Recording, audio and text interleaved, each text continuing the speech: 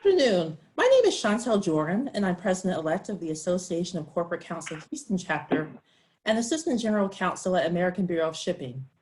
I would like to welcome ACC Houston Chapter members and other in-house counsel guests who have joined us for today's July chapter meeting sponsored by Fragaman.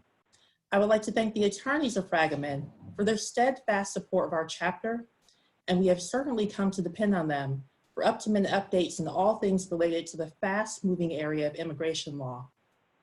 Before I introduce today's topic and our speakers, please mark your calendars and save the date for the following upcoming ACC Houston virtual events. On July 21st, we have a Women in House Self-Compassion event. All women or men are welcome to attend, and we will have the opportunity to join a workshop where they will learn how to combat that inner voice, always questioning if we are enough. On July 23rd, I encourage you to sign up for the Diversity CLE, where speakers will examine discussions related to racial injustice and inequity in the workplace among corporate CEOs and law firm managing partners, and what they can do to go past awareness to action. On July 28th, we have a Texas Law Book Bankruptcy Pandemic CLE, where we will examine the ins and outs of decision-making that tend to make for successful restructuring. And finally, please save the dates. We have our signature event. Of course, we are disappointed that we will not be meeting in person, but we're going to have a great format for our symposium, which will be held over 3 days, August 18th, 19th, and the 20th. And this year, the symposium will be for free, so I would encourage everyone to sign up for that. In addition to these upcoming events, I want to take a moment to highlight one of the substantial benefits of ACC membership. At least in certain times, if you unfortunately lose your in-house position and you are an existing member, ACC will waive your dues for up to 1 year. Also, in the newly announced Pay It Forward initiative for non-members who are in transition and who are actively looking for an in-house role, ACC will provide complimentary membership through September 30th of this year. So please spread the word about these wonderful benefits to your colleagues and friends who may be in need, and learn more about any of these initiatives and restrictions by viewing the ACC website. Now on to a few housekeeping items. For today's presentation, Texas CLE credit will be posted to the State Bar for those who noted their bar numbers during registration. Also, please note that today's CLE will be recorded and available for viewing in the ACC Houston webinar library. So if one of your colleagues misses this presentation, or you simply want to view it again because I have no doubt the content is going to be fantastic, be sure to check out our website and note that CLE credit is available for up to 1 year from the date of broadcast. If you have any questions during today's presentation, please use the Q&A function, the chat Zoom function in your Zoom toolbar, as this will allow Fragaman to respond to questions later that they may not have a chance to address, but they are going to try and leave some time for questions at the end. So please use that Q&A function. Now on to our introductions. We are fortunate to have Kelly Cobb and Elizabeth Cleveland Wakefield of Fragaman as our speakers today on the impact of COVID-19 and presidential proclamations on U.S. immigration. Kelly is a partner at Fragaman's Houston office, where she represents clients across a variety of industries, including the internal energy sector, manufacturing, information technology, finance, and shipping. She guides corporations in the development and implementation of strategic immigration policies and advises on immigration issues related to corporate restructuring, in addition to advising clients in all areas of employment immigration. Elizabeth is an associate at Fragaman's Houston office as well, where she primarily advises clients on employment-based immigration matters. She partners with in-house counsel, human resources, and executives to deal with clients' most pressing U.S. immigration challenges. Elizabeth provides immigration solutions to businesses regarding temporary work visas, immigrant petitions, and naturalization, as well as compliance and corporate restructuring issues. So now I gladly turn this presentation over to Kelly and to Elizabeth, and we are so grateful for Fragaman's sponsorship and presentation today for our July chapter meeting. Thank you. Thanks, Chantel. Thanks. So good afternoon, everyone, and thank you for spending your lunch break with us today. You know, we've been meeting with you now for the past several years, and you know, in the past, there probably wasn't, you know, a lot of new information to cover. Over the last couple of years, the content has grown, and this year is really no different. We actually have a lot more to cover than we have in the past. A lot of that's taken place just within probably the last 90 days or so. So just a little background about the firm. If y'all, you know, if you're not familiar with us, we are the largest immigration law firm in the world. We only practice immigration law, migration basically. We move people, you know, here in Houston, Liz and I mainly focus on U.S. immigration. However, we have attorneys in the office that work with our offices located around the world to move people, you know, from Houston to India, Houston to the UK, from the UK to India.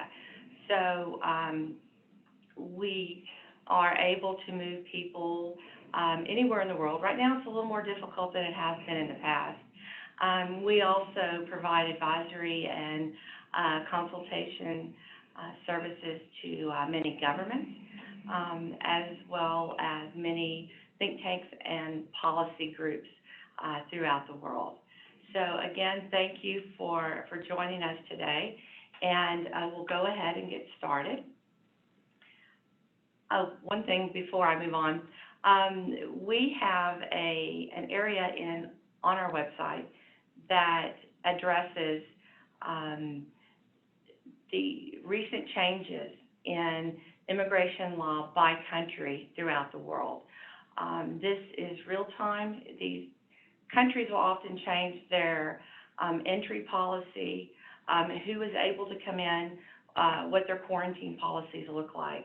So if you are traveling, if you have colleagues traveling or employees within your company, this is a great reference tool. It's where we start whenever we have clients that contact us and they're wanting to travel to other countries. So the U.S. immigration policy landscape that we're seeing today, especially how it relates to the pandemic and what we're seeing. So right now there are COVID health-related travel bans and restrictions that are in place, and they remain in place. We're going to cover a lot of these. It's really important as we go through the talk today. There are travel bans, and these have been established by presidential proclamation, you know, the executive orders. There are also, the U.S. consulates are closed. You know, the consulates are the part of the U.S. embassies located throughout the world, and so these consulates are closed. They're also, at this time, suspending the issuance of actual visas. So we have a travel ban issue where folks from different countries can enter the United States. And then there is also the issue where even if the travel ban were not in place, a lot of folks can't get their visas to come here anyway. So we are going to cover how this impacts the ability of companies to legally move their people in and out of the United States. So on the screen is a little information, kind of a timeline of what we have seen. A lot has happened in a really short amount of time. You'll see at the end of January, the U.S. government banned folks traveling into the United States from China, and then it moved the next month. Those from Iran, And then it's continued. You'll see in March, there was a European travel ban put into place, and then a few days later, folks from the UK and Ireland were then banned from coming into the United States. We'll talk a little bit more about that, but what it means is, if you are coming from the United Kingdom, say you're an individual, you're a UK citizen, you live in the UK, you need to come to the United States for a business meeting, you would have to quarantine elsewhere before you're able to come into the United States. So that has put a real burden on a lot of business travel. As we get a little further on into March, you'll see where the government also put in an I-9 remote document inspection policy. So the government is becoming a little bit more flexible, you know, in their procedures that everybody has become really accustomed to in order to accommodate employers with due to pandemic and quarantine concerns. So you'll see as we go on in March, there is a little more progress. We're seeing where the government suspended premium processing, meaning you can't pay an extra fee for your case to be processed faster. You will see where the government did give us a little bit of leeway when we have deadlines to respond to their request for additional information. They gave us 60 more days. During this period, the local immigration offices were closed. The beginning of June, they started to reopen them. We're still not seeing a lot of movement in these local offices. But so what that means is there's a huge backlog of people that need to go in for their immigration interviews for their green cards. And that would include folks that work at your companies, that your companies have sponsored them for green cards.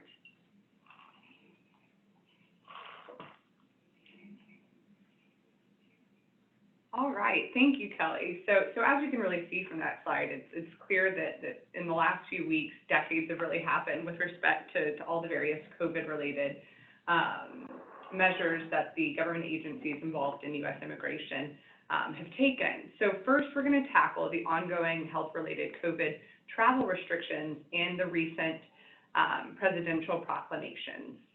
As you can see here on this entry ban heat map, nations around the world have implemented travel bans to control the spread of the pandemic using a variety of approaches. Some countries have implemented a complete ban with respect to entries. Others have implemented bans for most foreign nationals except for citizens.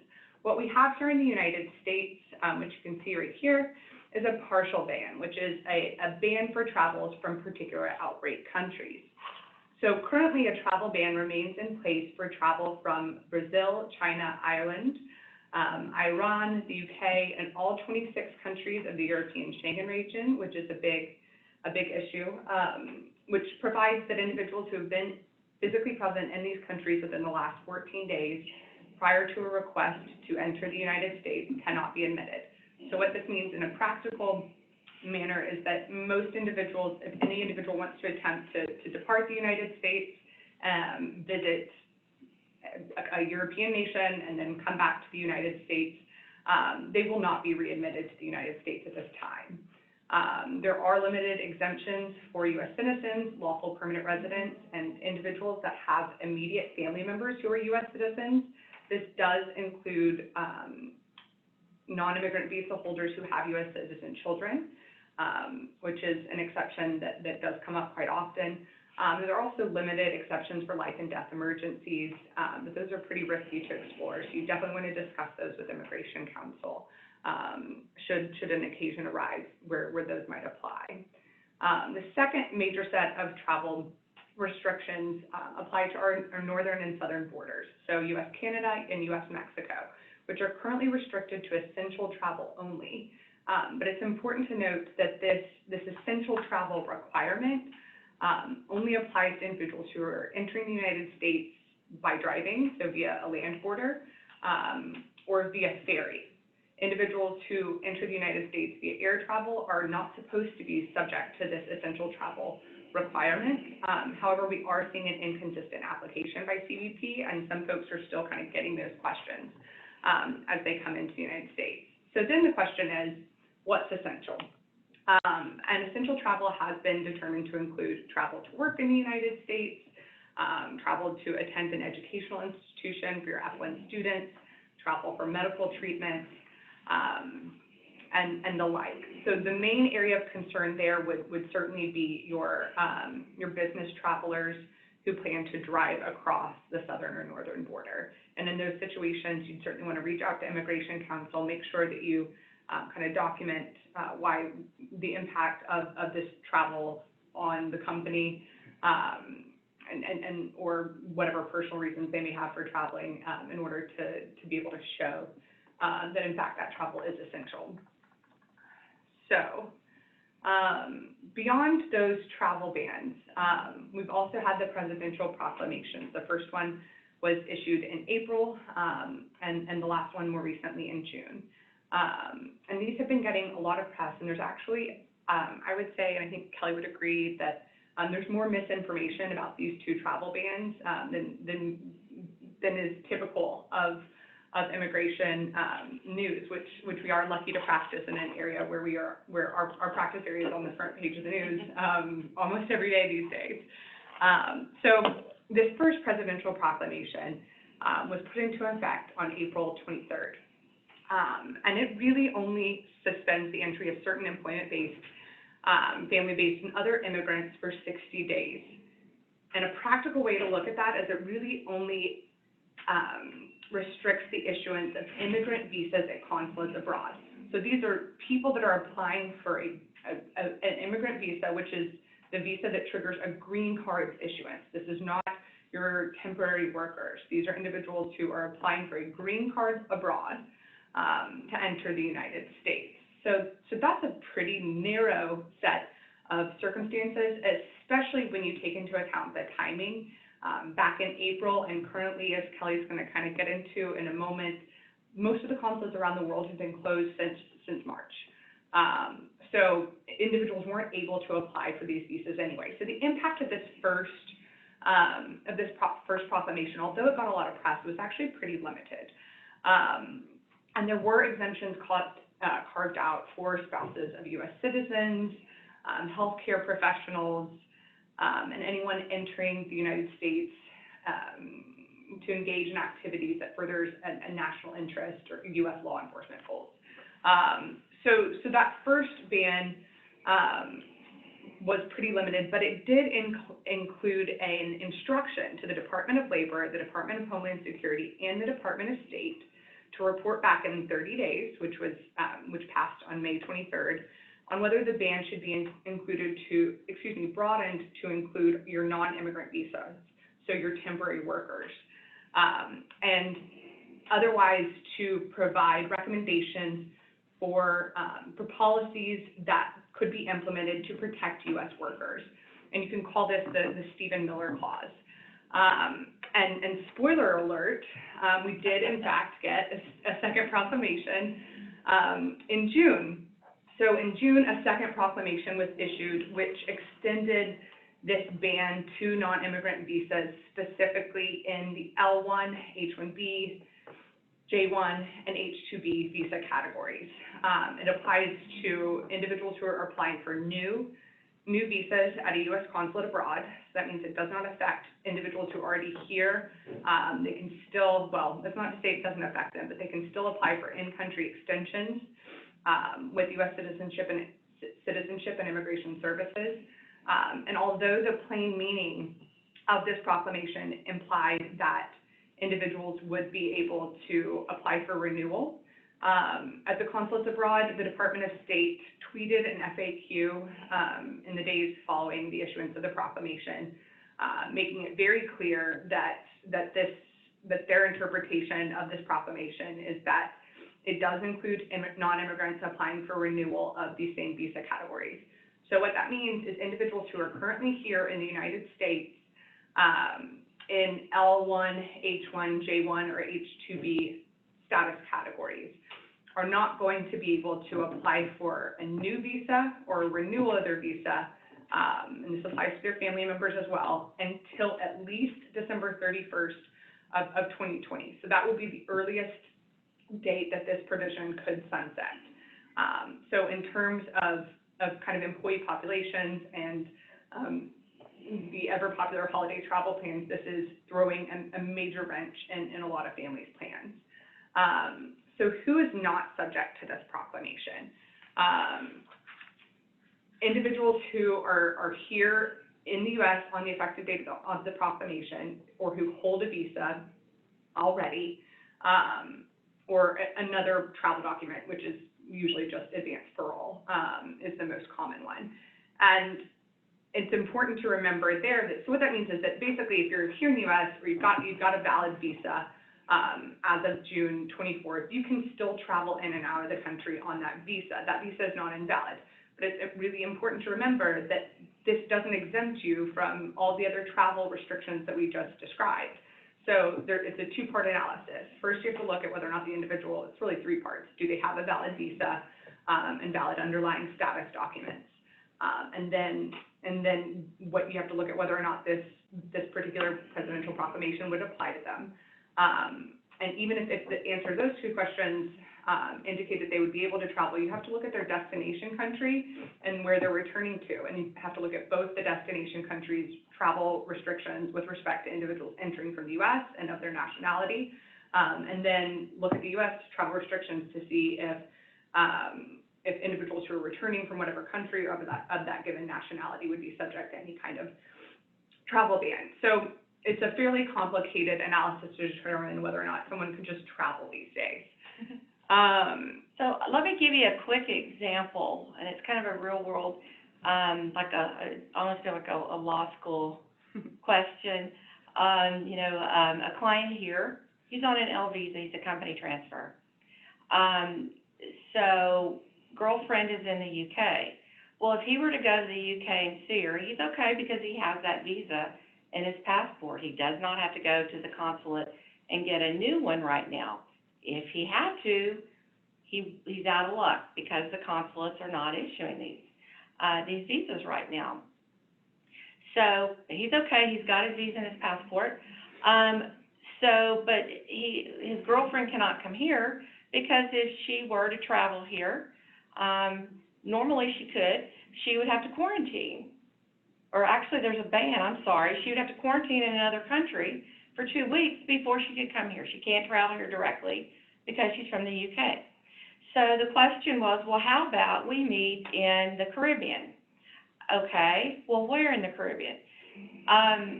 If they go to the U.S. Virgin Islands, then it's the same issue for her. She would have to quarantine somewhere else before she goes to the U.S. Virgin Islands, just the same as if she were coming to Houston.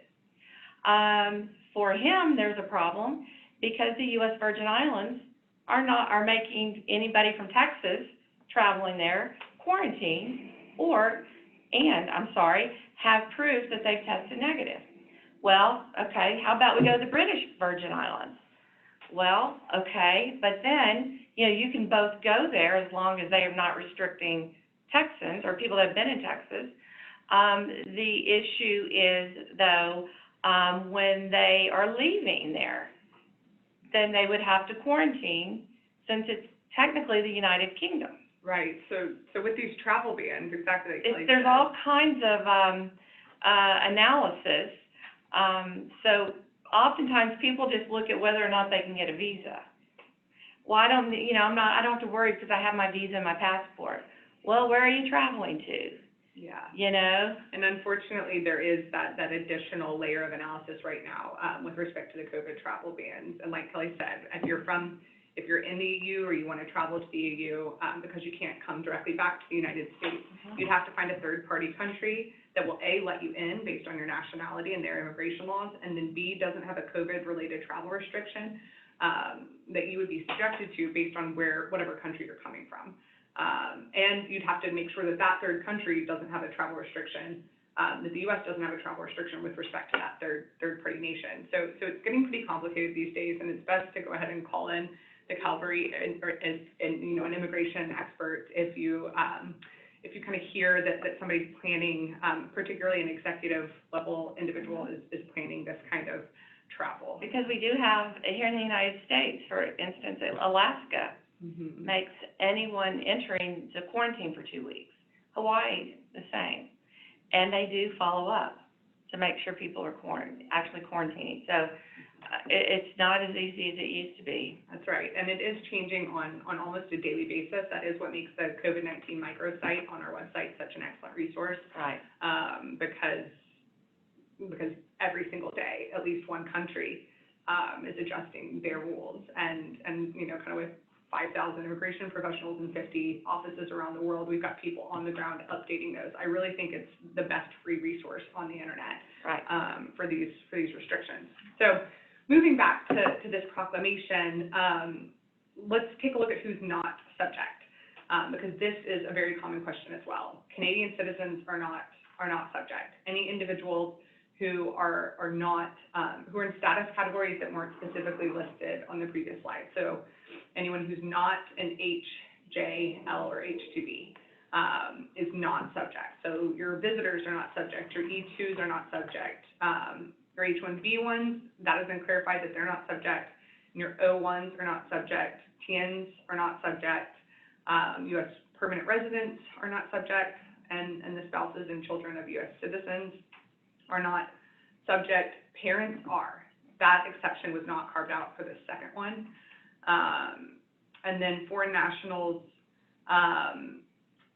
who are entering to engage in activities that are in the national interest. There is a national interest waiver, if you will, kind of carved out in the language of the proclamation. However, the grounds are not clearly defined, but it's pretty clear that it's deliberately very narrow and is not going to sustain most kind of average business plans. So some grounds that might be effective for a waiver would include, foreign nationals who are necessary to facilitate the economic recovery of the United States as a ground that a company might be able to explore. Medical professionals is a big one that was specifically enumerated as kind of carved out from this proclamation. And I do think there's some wiggle room there, Yeah. too. I mean, the good thing is it's discretionary. It depends on the officer that is reviewing the documents. Generally, you work ahead of time before the individual is traveling to the United States, and you work with the customs officer at the airport that they would be entering.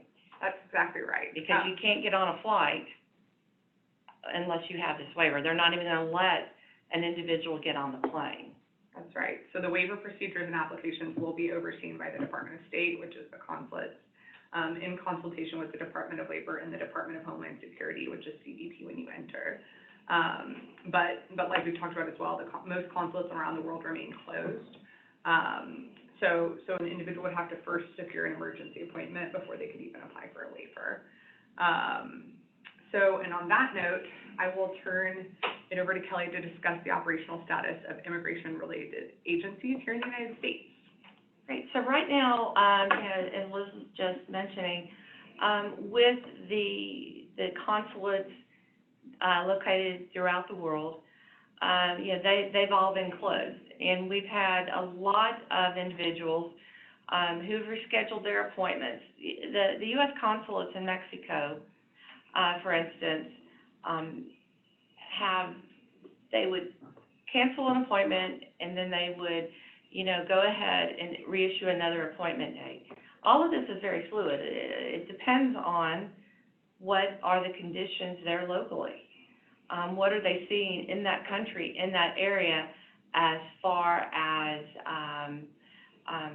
COVID cases, more or less. So we are starting to see them reschedule again with the consulates in Mexico. We have had some success in getting appointments in, like, for instance, in London. Even though that they aren't really officially taking appointments, in certain circumstances, we've been able to be able to make a good case. And these have been generally for business reasons. If there is a family reason, you know, if it's a life or death, generally they're going to work with us on that. But for right now, we've got a lot of clients that are displeased because their summer travel has been interrupted. Many people are trying to plan for the holidays, and as of right now, we don't know.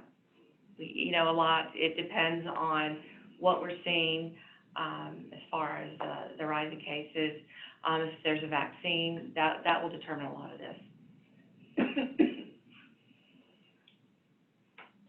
So we get asked a lot if someone is here in the United States and let's say they've been here visiting, well, if they can't travel to their home country, a lot of countries are just saying, nope, you know, we're not allowing folks to come back in, even if they're from that country, or if it's just not safe. The U.S. is not allowing people to stay here longer just because they can't go back to their home country. So, you know, it's you don't have to go home, but you can't stay here type attitude. They're still processing cases here through the service centers, so you can extend your status here if you need to stay here. One thing that does have us worried about processing here within the United States. This is the former INS, the Immigration Service. They have a new name, but it's the same process. There is the possible furlough of about 70% of employees that work for the Immigration Service here in the United States. So if you look at it big picture, you can't get a visa from a consulate to come in, and then they're going to cut down the staff by 70% to process petitions here in the United States. So it is, in a way, kind of closing in on anyone's ability to continue living and working here in the United States. It's going to become very difficult. The furlough is a bit of a surprise because USCIS is a government agency that actually generates revenue. The government filing fees are often higher than our legal fees. They're quite substantial. You know, it's not uncommon to have a family of 4 applying for a green card, and the government fees can be $5,000, even more. So they're generating revenue. So it is a bit of a surprise.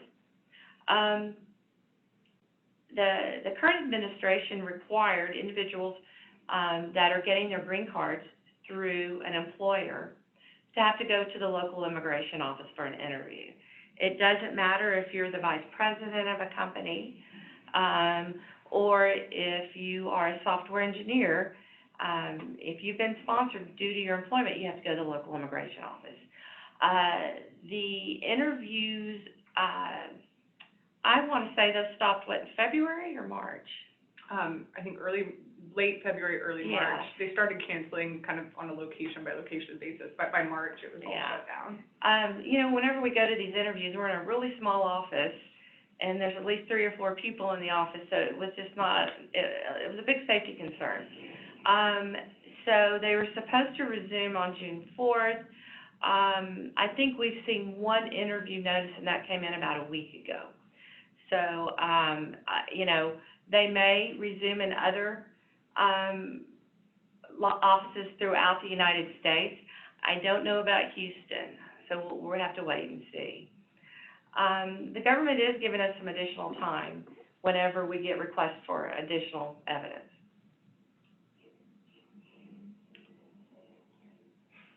Okay, so, you know, again, if you are a foreign national, you're here legally, you're here working legally, what do you do if you're running out of time?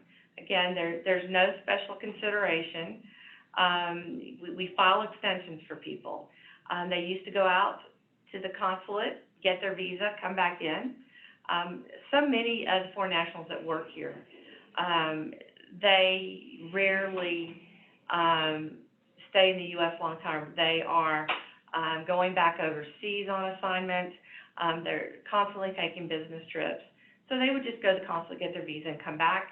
Now we're filing extensions for people. They can continue living and working here while that extension is pending. We are seeing very strict scrutiny of these petitions. And that does kind of fall in line with the administration's take on we need to protect U.S. workers' jobs. These H's and these L's are, we need to really scrutinize those to make sure that that person's not taking a U.S. worker's job. So, and also, whenever an individual is here, they're waiting on their work authorization. It varies state by state, but Texas will let them renew their driver's license if they have a receipt to show they filed it. Other states don't do that. You cannot get an approval or get your license renewed unless the case has been approved. And right now in Texas, we of course have the 60-day, or excuse me, the automatic extension for anyone whose driver's license expired after March 13th. I know that my husband's expired on the 12th. Well, and the offices were closed. A lot of the DPS offices were closed. They're just starting to reopen for renewals. Yeah, they're trying to go through their backlog. Yeah, but at any rate, they have been, in the state of Texas, there is an automatic extension granted for anyone. But we're really in the minority on that. Yeah, a lot of states aren't doing that. So, it's a bit of a policy concern. You want people to renew their driver's license or to be able to, so then they can maintain their insurance. So again, we work closely with companies, and that would be, potentially HR, managers, because often if you've got someone that's here on an H or an L, they're involved in a project, you don't want them to have to leave and go home. So we work with, oftentimes groups of people within a company to make sure that their employees are able to continue working here. I'll tell you though, it's getting very, very difficult. There's a lot of discretion within the Immigration Service. They're making it pretty difficult. Additionally, people have to be fingerprinted to get, a work authorization card for some categories to continue with their green card. And even to apply for citizenship, you have to be fingerprinted.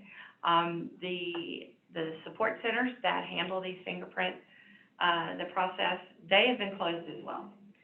They're starting to reopen those, but that's put an even bigger backlog. And then if the government starts furloughing people, it's going to be a bit of a mess.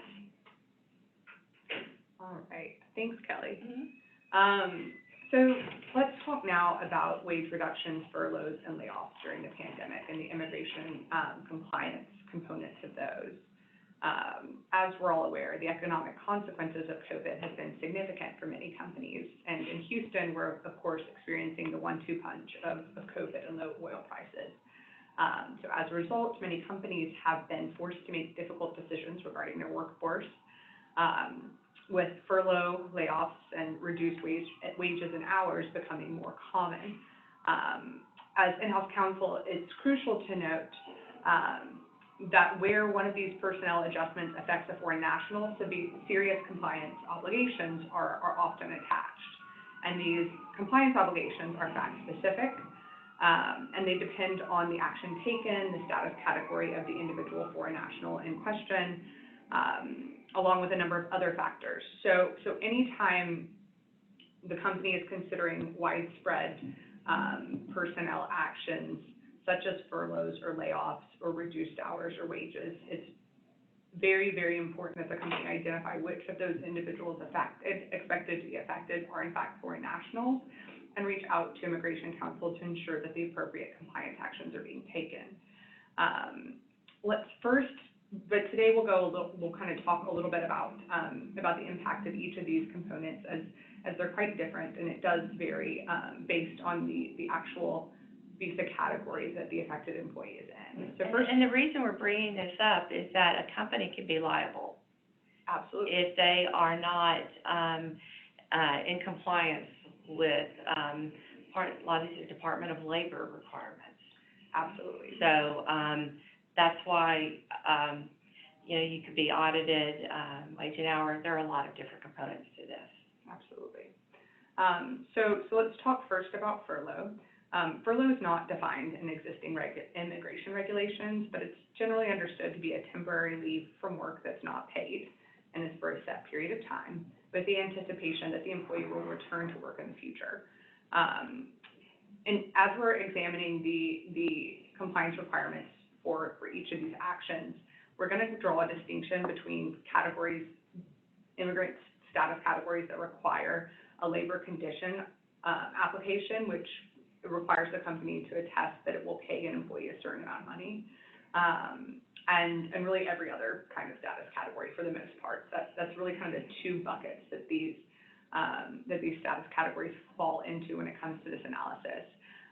So for those status categories with an underlying labor condition application, such as the H-1B, H-1B1, and E-3, furloughs without pay are often a violation of the labor condition application wage obligations. So anytime you're looking at that situation, Immigration Counsel needs to be contacted, and there needs to be a discussion around what actions the company needs to take. Employers with L1, TN, or O1 status are not subject to this rule. However, depending on the form that the furlough takes, it can have maintenance of status implications for the employee. So it's important to take a close look at exactly the specifics of the kind of program that's entertained by the company, as well as the individual's expiration date, status category, et cetera, and so on, to ensure that all the appropriate compliance actions are taken to protect the employee in that case. Now, for reductions from full-time to part-time employment, any kind of reduction in hours that shifts somebody to part-time employment is generally considered a material change that requires an amended petition to be filed with USCIS. That's pretty clear in terms of both the guidance and the long-term policy that has been implemented in kind of wage DOL and DOJ investigations on these matters. While the meaning of part-time employment varies by jurisdiction, it's generally accepted that anything under 35 hours a week is part-time employment, and an amendment probably needs to be filed. So absent interim guidance from USCIS, this still remains in effect during COVID, and where companies are looking at hourly reductions in hours for workforce that includes foreign nationals. You want to make sure that you're filing these amendments appropriately, because failure to notify the government of the change risks the company being deemed non-compliant in a future USCIS visit or in the adjudication of subsequent visa petitions for that employee. And for those LCA categories, H-1B, E-3, and H-1B1, a reduction in hours will require a new LCA and the filing of an amended petition. And then let's talk about wage reductions. So once again, we're separating the LCA categories, H-1B, H-1B1, and E-3 from your other status categories due to the wage protections built into those LCA categories.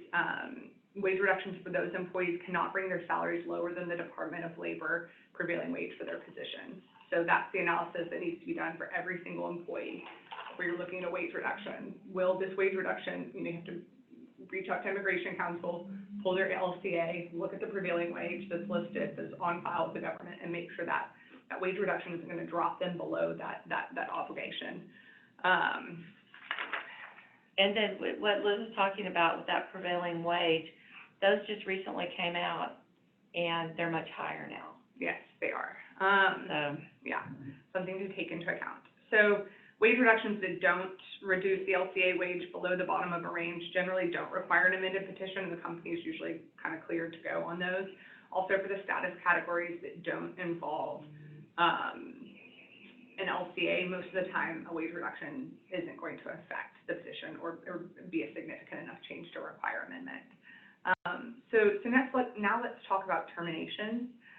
because for specific status categories, employer obligations do apply where a foreign national is terminated. We strongly recommend that the company reach out to Immigration Counsel anytime there's a termination of a foreign national, because there are very specific requirements for those LCA categories as well as for O1 employees. There are specific requirements, and F1s actually. So for your H-1B, your H-1B1, and your E3 employees, you're required to document notice to the foreign national, notice to USCIS in the form of withdrawing the LCA, and sending a withdrawal notification to USCIS and an offer of return transportation to their home country. So that means that the company needs to either pay for a trip home or document that they offered to cover those costs. And employers should make sure that these terminations and all of the associated compliance actions are carefully documented, and especially when it comes to those return cost transportation offers, and that those efforts are, the documentation of those efforts is maintained in their personnel file. For your L1s, your E2s, those status categories, there's no requirement that the company notify the government or offer return transportation. So yeah, I think this is the most important takeaway slide for everyone to just to know that, keep it on your radar. But if your company is, doing any of these activities, Absolutely. Lots of consequences. Yes, because as we discussed here, with respect to government investigations and compliance, there is an expectation that post-COVID enforcement actions by the Department of Labor and the Department of Justice and USCIS are all going to surge. After the 2008 recession, there was a 52% increase in DOL, that's the Department of Labor, enforcement actions, and there's no reason to believe that they're going to behave any different here. There's a couple of reasons for those and a couple of kind of pain points for those investigations. One is that where there are numerous layoffs, where the company isn't proceeding with green card applications, whistleblower complaints become more common, and they do generally go up, which can open the door to those investigations. So you want to make sure that you're kind of taking that into account, where kind of you're looking at the structural HR issues for your foreign national workforce, kind of what messages are being communicated to your foreign national workforce with respect to the viability of your immigration and kind of green card related programs.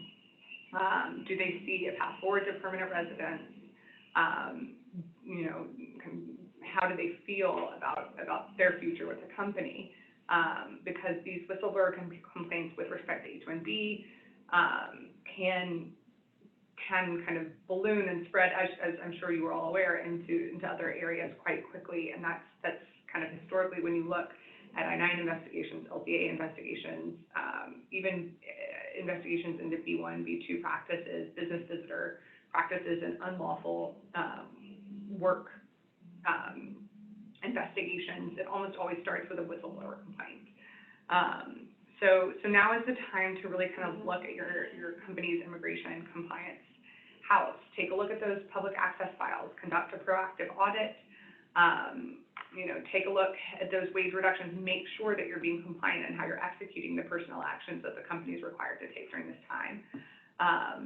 And same thing goes for your layoffs, and then also consider in terms of your green card applications,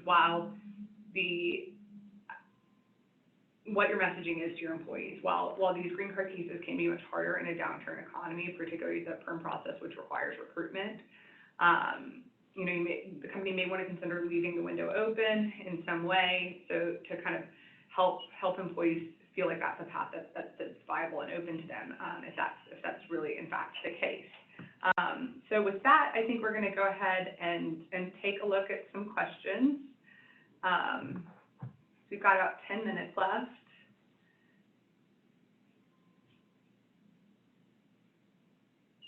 Let's see. I think the important thing is to realize that there are immigration consequences, as well as labor consequences when you hire foreign nationals, especially whenever you have high unemployment, and the individuals are at risk of losing their status because of policy changes.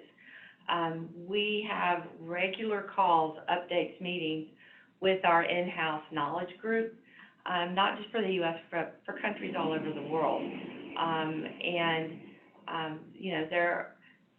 We are also able to get a lot of intel, and we do think there are going to be a lot of audits coming up and site visits where individuals from the Immigration Service will visit to make sure that y'all are doing, or our company's doing what they're supposed to do. Absolutely. And like we kind of talked about before, that was very much what we saw in 2008 and 2009. And Right. There's no reason to expect that it won't happen here, particularly under the current administration. So I don't see any questions. So I guess we'll move on to talking about planning ahead for the future. But please, if you do have questions, feel free to go ahead and submit them in that Q&A box. So next, we wanted to discuss a little bit about what companies should be thinking about when it comes to remobilization. As hopefully in the next couple of quarters, we will start to see countries, economies, businesses opening back up again. And as companies work to determine how you can continue to do business as usual and kind of be as engaged in those projects that stand to help the business side of things along. When it comes to global mobility and immigration, you want to make sure that you're conducting early assessments across jurisdictions, right down to the flight paths for the individuals involved, that this is budgeted very clearly as a part of the General Counsel's legal budget, and that regional considerations are taken into account. Additionally, the company, like we just mentioned, should consider proactive compliance-related audits and measures to protect against much larger costs associated with investigations and litigations and settlements with the government. The COVID-19 crisis really is a multidimensional one, and immigration process owners and general counsel really play a key role in making sure that there's a holistic business response here. If there's anything that you learned from kind of one of the early slides that Kelly went through, showing all the changes over the last 3 months, is that this is a landscape that is changing every single day. So it's really important to make sure that you're kind of taking into consideration anytime a border is going to be crossed, anytime a foreign national is involved, what these changes may mean for your business's plan. And yes, just like with any other component of COVID right now, you want to make sure that you're prepared for delays and uncertainties. The immigration space, much like any other business planning space during COVID, has a lot of question marks. We're not sure exactly how effective the attempts at reopening the consulates are going to be. We're not sure whether or not USCIS is going to have to furlough 70% of its workforce, which would slow the approval rate to an actual crawl, and would essentially, over the last 3 months, we would have really seen our immigration system slow to a crawl across the board. And really only the Department of Labor functioning as normal. The good news is there's only 5 months left till the end of the year. This is an election year. There's a lot of things that could change. That's right. And you have to keep in mind, well, yeah, there it is, election in November. Immigration is always a hot political topic, and I don't think there's any reason to doubt that that's what a lot of this is. And so I think we're all crossing our fingers that this is maybe temporary. We'll have to see, but we're always looking really far ahead, and we try to get our clients to also plan that way too with their projects. mobilizing folks, and then the individual employees we work with. You know, I wouldn't go buy tickets to travel home for the holidays right now. And it's the same thing we told them about the summer travel. Absolutely. The administration has announced that they plan to issue additional proclamations on either in between 30 and 60-day increments. It is expected that some of those will be targeted at H-1B petitions, L1 requirements, F1 students. All kinds of crazy things have been floated thus far. Liz, do you want to bring up the F1 student? Yeah. That was going to be a big part, because I know a lot of companies, they hire students who have work authorization after graduation. Yeah, I think a good example of how quickly the landscape can shift here is what kind of has gone on just in the last 2 weeks with F1 students. On the 8th, July 8th, USCIS and ICE announced that F1 students who were not attending in-person classes this fall would be required to depart the United States. They would not be maintaining status. Well, some of the schools that are not going to be having in-person classes this fall include Harvard and MIT. So there was an immediate series of lawsuits and really a lot of panic for students that were expecting to be here. We're going to have to go home, and a lot of panic among universities that were expecting revenue from students. A lot of states filed lawsuits because, you know, the foreign students pay substantially higher tuition, and a lot of schools rely on that. That's right. So there was a lot of heartache over that for a period of about a week, and then 2 days ago, actually, just as I was wrapping up that slide, and had mentioned the F1 student regulation in a hearing related to that litigation, ICE announced that they would be rescinding that particular rule. So now F1 students will in fact be permitted to remain here in F1 status, even if they're attending a combination of online and in-person classes or just online classes. So that was, you know, an 8-day cycle where there was a massive group of people that thought they were going to have to make plans to depart the United States in the next couple of months, and then kind of a massive swing in the other direction where they were kind of everyone was able to breathe a sigh of relief. But it just goes to show that these days, you know, in this space, just like every other space, there's a lot of open questions, and really keeping a finger on the pulse and making sure that you're as up to date as possible and working with your immigration counsel is the best way to protect your employees in the company. And right now, regarding the suspension of the issuance of visas for H's and L's at the consulates, you know, there are large corporations working with entities such as the American Chamber of Commerce, that I do think there is going to be litigation over this. You know, I think there's a lot of analysis. And I'll say, when these proclamations come out, you can tell that they vetted them to make sure that they're basically bulletproof.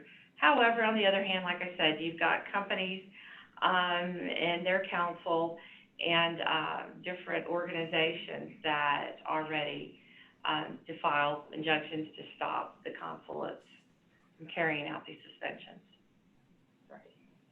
So it could change at any time, I guess, is what the takeaway would be.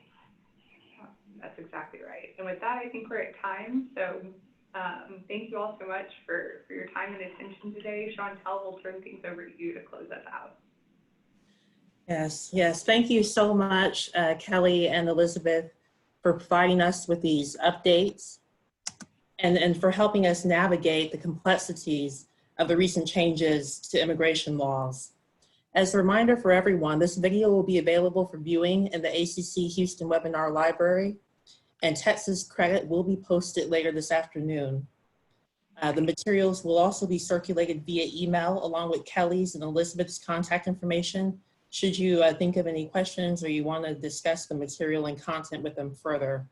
Once again, we thank Fragamen for the generous sponsorship of our ACC Houston chapter, and we look forward to staying connected with all of you virtually at our upcoming events. Thank you, everyone, and please stay safe.